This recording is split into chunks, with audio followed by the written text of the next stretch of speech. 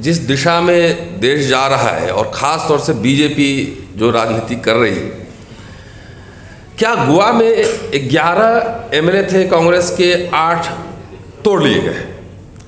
क्या गोवा में सरकार बनाने का संकट था? नहीं था। फुल फ्लेजेड मेजॉरिटी में बीजेपी है और वो फिर भी 8 एमएलए तोड़ लिया। इसका संकेत सीधा है कि बात तो हो रही थी कांग्रेस मुक्त की कर रहे थे, अब ये बेसिकली विपक्ष मुक्त भारत चाहते हैं, centralisation of power.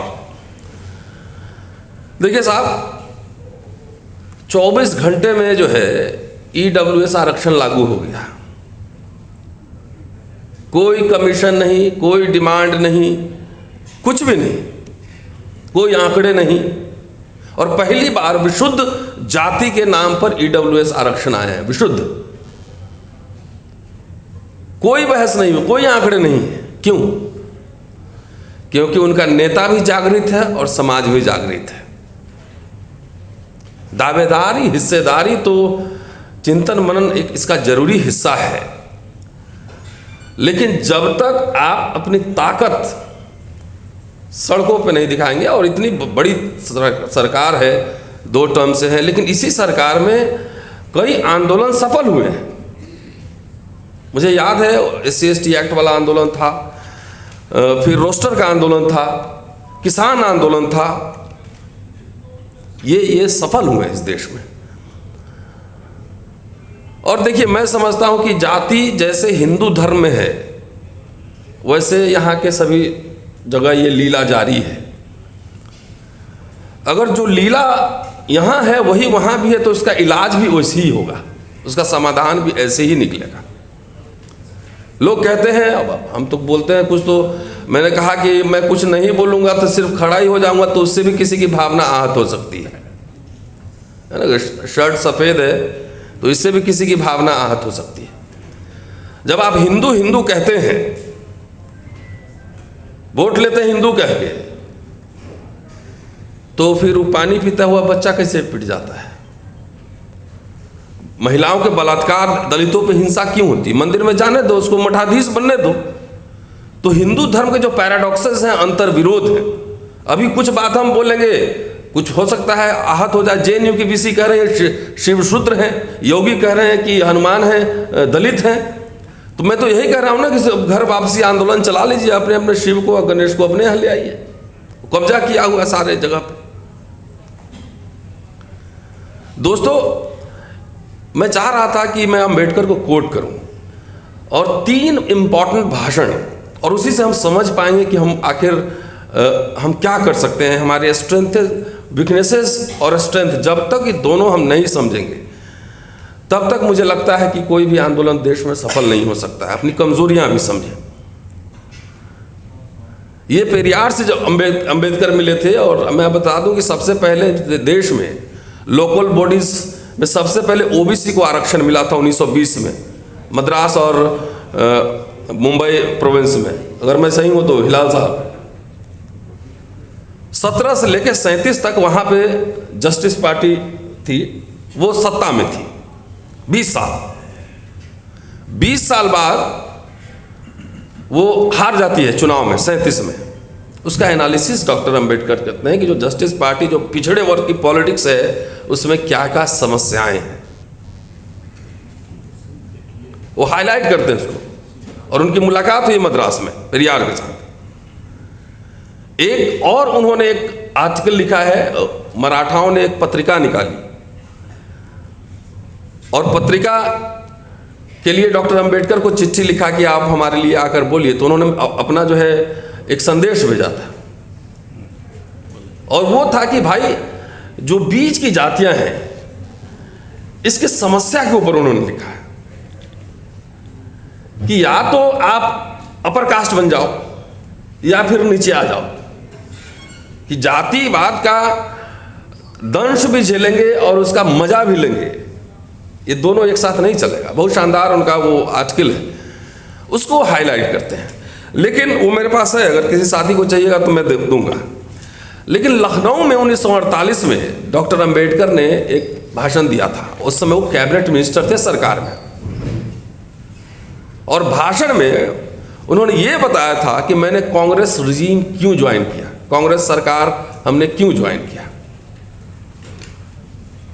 3 important reasons बताते हैं कि मैंने क्यों ज्वाइन किया, कि सब कुछ नहीं मिला लेकिन कुछ तो मिला, और हर समय आलोचना के लिए आलोचना करने के सिद्धांत का पक्षधर मैं नहीं हूं। हम सरकार के बाहर रह के जितना काम करते उससे सरकार में अंदर रह के करते। मैंने कांग्रेस के मेंबर की तरह मैंने गवर्नमेंट नहीं ज्वाइन किया। हम कांग्रेस के इनविटेशन पे हमने सरकार ज्वाइन किया है। 25 अप्रैल 1948 लखनऊ में उनका भाषण है। शेड्यूल कास्ट फेडरेशन का 2 दिन का प्रोग्राम था, और उसमें एक इंपॉर्टेंट सवाल जो है ना पिछड़े वर्ग की राजनीति पर उन्होंने उठाया। पिछड़े वर्ग के कई लीडर्स वहाँ पे बैठे हुए थे, उनके कहने पे पिछड़ा वर्ग की राजनीति पर उन्होंने बात कही।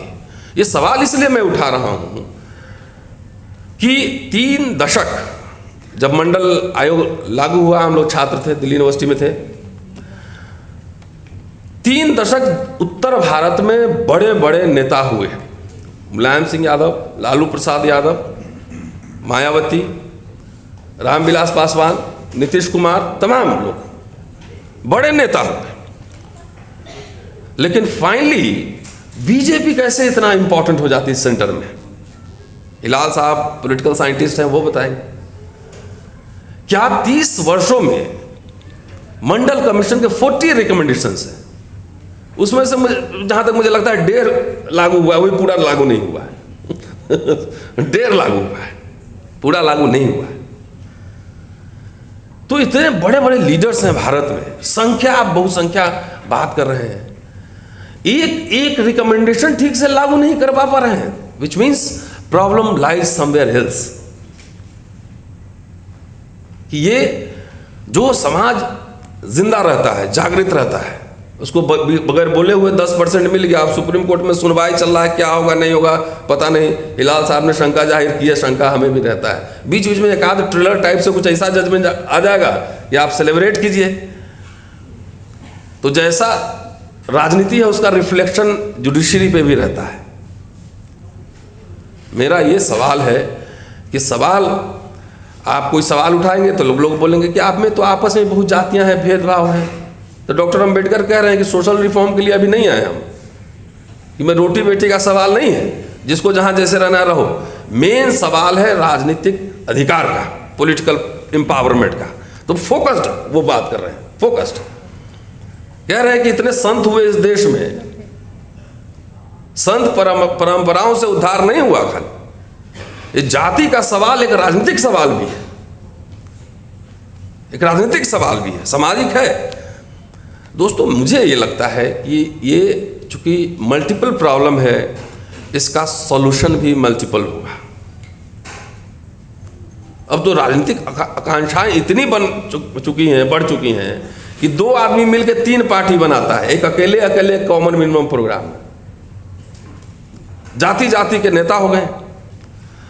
सवाल मैं इसलिए कह रहा हूं, इतिहास का छात्र हूं, अभी हमारे बहुजन समाज में बहुत सारे आइडियोलॉग्स नहीं हैं, इंटेलेक्चुअल नहीं है, हिस्टोरियन नहीं है, पॉलिटिकल साइंटिस्ट नहीं है। क्योंकि इन इश्यूज को, ये सिर्फ रैलियों में इश्यूज नहीं होगा ना, उसमें गंभीर चिंतन होगा, उस पर रिसर्च होगा, उसके पैराडॉक्सेस को हाईलाइट किए जाएंगे। तो राजनीतिक आंदोलन तो चलेगा, लेकिन हमें अपने बच्चों को बनाना भी, आइडियोलॉग्स भी तो बनाना पड़ेगा ना। लिखेगा कौन अखबार में? कुछ ऑक्सफोर्ड कैंप, जितने भारत का आंदोलन, अगर स्वाधीनता आंदोलन चला तो जितने इसके लीडर थे ज्यादातर वो सब विदेश में पड़े हुए थे। तो इसलिए मुझे लगता है कि अपनी ताकत दिखाई है, और ये बहुत ही श्रम साध्य है ना, ये प्रक्रिया है कि ताकत तो दिखानी पड़ेगी, सवाल उठाने पड़ेंगे। अगर हक हकूक के सवाल उठा रहे हैं तो इसका मतलब हम समाज तोड़ने की बात नहीं कर रहे हैं। अगर किसी को ये लगता है तो उसको अपनी अंडरस्टैंडिंग फिर से ठीक कर लेनी चाहिए। ये समाज तोड़ने की बात नहीं है, ये डिग्निटी के साथ हर लोगों के जिंदा रहने की बात है, डिग्निटी के साथ। तो साथियों, पॉलिटिकल सवाल तो पॉलिटिकली एड्रेस होंगे। हमको लगता है कि अली अनवर साहब को, आप लोग को जो है, हम भी रहेंगे साथ में, एक दूसरा भारत जोड़ो यात्रा शुरू करना पड़ेगा। तब जाके जो है ना, जब लोग जगेंगे, समझेंगे,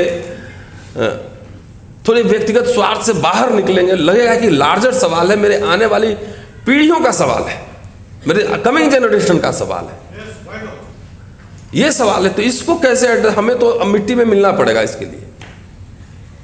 और जो हमारे शत्रु हैं, राजनीतिक और आर्थिक शत्रु, सांस्कृतिक हैं, वो अपने लिए नहीं जीते, आने वाली पीढ़ी की तैयारी करते हैं। अब एम्स में और IIT में रिजर्वेशन का विरोध हो रहा था, तो कौन कर रहा था? जो इंजीनियर डॉक्टर था वो कर रहा था, अपने लिए थोड़ी कर रहा था, वो आने वाले अपने नाते रिश्तेदारों के लिए कर रहा था। तो इसीलिए हम सबको ये समझिए कि हमें जिंदगी में कुछ नहीं मिलेगा, कुछ नहीं मिलेगा हमें जिंदगी में। नेक्स्ट जनरेशन की हमें तैयारी करनी पड़ेगी, तब जाके ये सब सवाल, लंबी लड़ाई होती है, हजारों साल से सवाल उठते रहे जाति व्यवस्था पर। गौतम बुद्ध के ज़माने से ये सवाल तो हजारों साल से लड़ाई चल रही, कितने दिन चलेगी ये भी नहीं जानते, लेकिन लगातार हैमरिंग करते रहना पड़ेगा, क्वेश्चन करते रहना पड़ेगा। शुक्रिया, थैंक यू।